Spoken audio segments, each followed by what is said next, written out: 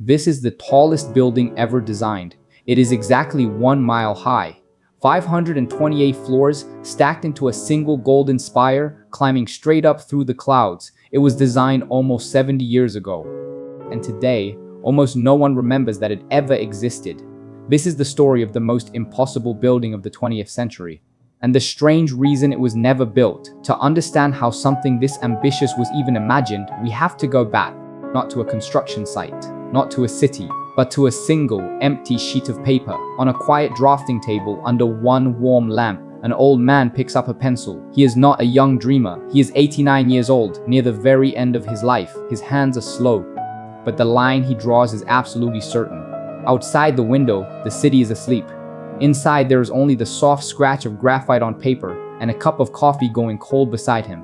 He works the way he has worked for 70 years. Slowly, deliberately, as if he already knows exactly what he is about to unleash on the world. At first, it is just a single vertical stroke. Then, a second, a shape begins to form, impossibly tall and impossibly thin. He measures it with a compass. He checks it with a square. And slowly, on that one page, something appears that has never been built before or since. The man drawing it was Frank Lloyd Wright. By 1956, Wright was already the most famous architect in the world, but he had spent almost his entire life designing the opposite of this. Low houses, long horizontal lines, buildings that hugged the ground and reached out into nature. Now, in his final years, he did something no one expected. He looked straight up, and he decided to design the tallest structure humanity had ever attempted. In his studio, surrounded by the young architects who followed him, the drawings grew and grew until a single sheet of paper stood taller than the man who drew it. For weeks, his apprentices crawled across those enormous sheets on their hands and knees, drawing a building that existed nowhere on Earth except inside the mind of one man. Then, one evening in Chicago, he was ready to show the world. The room was full, reporters, cameras, the most powerful people in the city. On the stage stood something tall and hidden, wrapped in cloth. Nobody in that room knew what they were about to see. The microphones waited, the flashbulbs were ready, and for one long moment, the old man simply stood beside the thing under the sheet, letting the silence build. And then, Wright pulled the cloth away. The drawing behind it was over 20 feet tall, a golden tower reaching up beyond the very top of the page. He called it the Illinois. And then he made a claim so bold that the entire room went silent.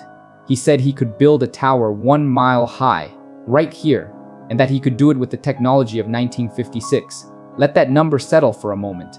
1 mile, 5,280 feet of building. At the time, the tallest tower on Earth was the Empire State Building. Wright's tower would have been more than 4 times taller. 4 times, not a few floors higher.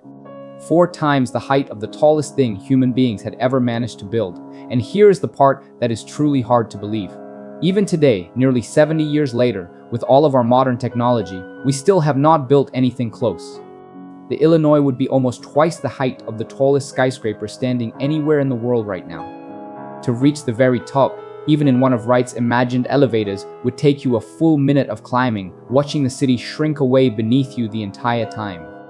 The people up there would look down, not on the rooftops of Chicago, but on the tops of the clouds.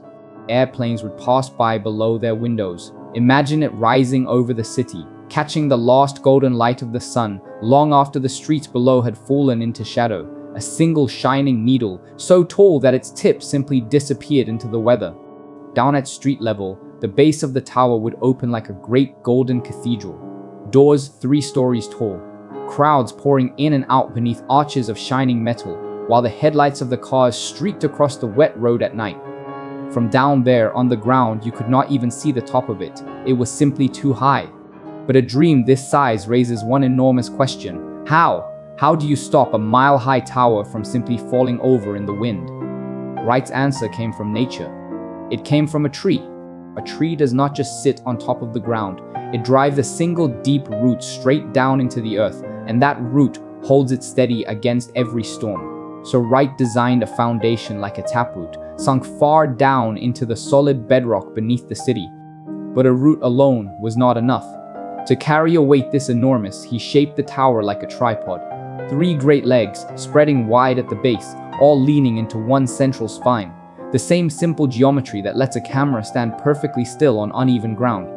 To build it, crews would have had to dig far below the streets of Chicago, past the soil, past the water, all the way down to the ancient rock, pouring a foundation deeper than most buildings will ever be tall. Only then could the tower begin to climb. Above that base, the whole structure would taper as it rose, wide and heavy near the ground, narrowing to a fine point at the very top, like a cathedral spire built for the sky, with every single floor reaching out from that central core. Then there was the problem of moving people. You cannot run a mile-high tower on ordinary elevators. So Wright imagined elevators powered by atomic energy, machines that would climb in great banks, 5 cabins tall, carrying thousands of people at once.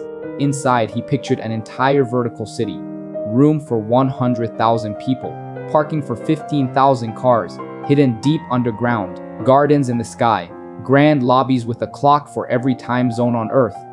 Picture stepping out of one of those elevators near the very top. A wide marble floor stretching out in front of you.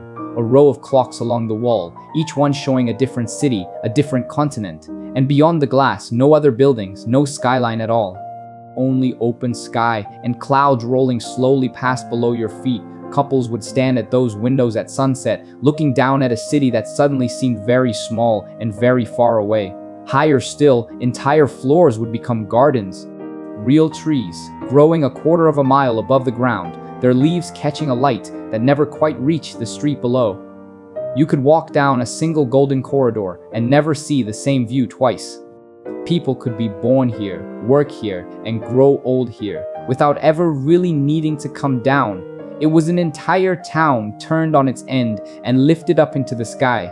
And at the very top, where the air grew thin and the clouds drifted past the windows, he imagined landing pads where helicopters would touch down gently, a full mile above the street.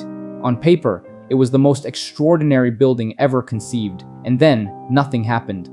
The Illinois was never built, not one single floor, not one single beam. The world called it impossible. Too tall, too strange, too expensive. The elevators alone, they said, could never really work. And how would you ever empty a building that size in an emergency? The questions piled up, one on top of another, until the whole idea began to feel less like the future and more like a beautiful dream. And slowly, quietly, the drawing that had stunned an entire room of reporters was rolled up and put away. Just 3 years later, Frank Lloyd Wright was gone, and the tallest building ever designed simply vanished from the world's memory, leaving behind only a few sheets of aging paper and a single pencil line waiting to be erased. Somewhere, an eraser passed over that line, and the mile-high tower began to fade from the page. Outside, the rain streaked down a dark window. The last drawings were gathered up, slid quietly into a drawer, and the great sheet was turned to face the wall, covered over, and left alone to gather dust in an empty, silent room. But for just a moment, before it disappears completely, let it stand. See it there on the horizon, catching the last of the evening sun, a full mile of gold above the water, exactly the way he imagined it. And then, slowly, let it fade. Because it was only ever a drawing. It was only ever a dream. So here is the question that still hangs in the air, almost 70 years later. Was Frank Lloyd Wright wrong? Or was he simply too far ahead of his time? Because every record-breaking tower we build today climbs just a little closer to that impossible line. The line that one old man drew near the end of his life on a single sheet of paper a full mile into the sky.